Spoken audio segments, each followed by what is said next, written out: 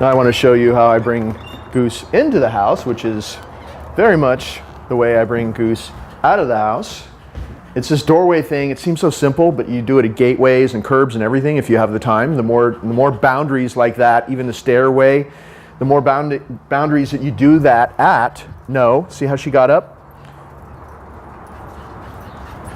I said no. You did a little do-over circle.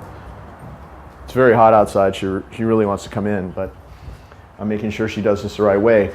You do this at all these boundaries, it just develops this calm in the dog and a definite respect for you, because if you control the boundaries without any kind of force or corrections, she'll start perceiving you as more of the person in charge.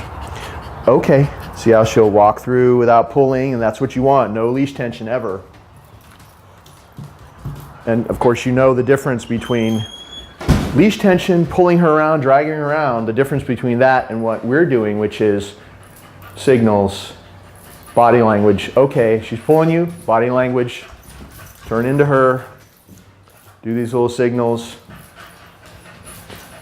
and then we're walking her right up to the crate, sit. And this crate wasn't fully prepared. It should have been like this, because we always keep the door closed, because another really important boundary, the boundary to her den, she perceives this as her den. She gets fed in there, she gets her bones and chewies. Every time she goes in, she gets a treat. It has great positive impressions. She has positive impressions of going in there and coming out of there. So this is the place to be for her. You control her access in and out of this place. So you have her sit. The leash is always loose, of course. Open the door. She's on your left, so with your right hand, just lean over. Pat her chest. Make sure she's waiting. This is really important as well. Make sure that she really waits. You should hover down here for a second. Go. Allow her to go in, because you don't want to be like going down there. Good. See how I just rewarded her? She goes in, turns around. You go down there and she jumps the gun and blows you off before you actually say go. So do it that way in all different circumstances, so she's really focused, really waiting for your permission to go. It's the little things in this training that make the biggest impact and make the most difference. So I'm just with the door open, giving her rewards, and I'm going to take off her equipment in here. I always put on and take off her stuff when she's in the crate.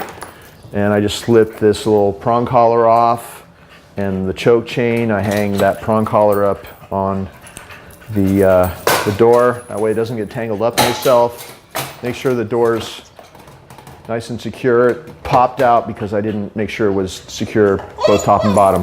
Goose is really excited now. She's usually not this excited because her crate is in a little cubby hole somewhere where we can't really film her. It's in a little room over there off the kitchen. So this is not a place where she's used to going in and out of her crate.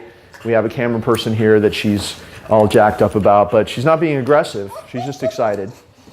And anyway, that's the way that I always put her in the crate.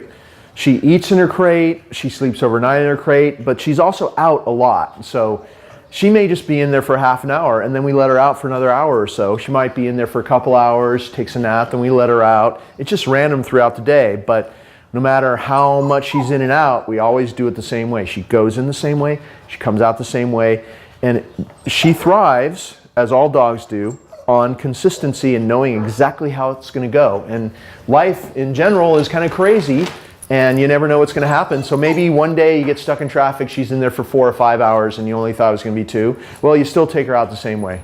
You still put her in. You still give her rewards. It's always different.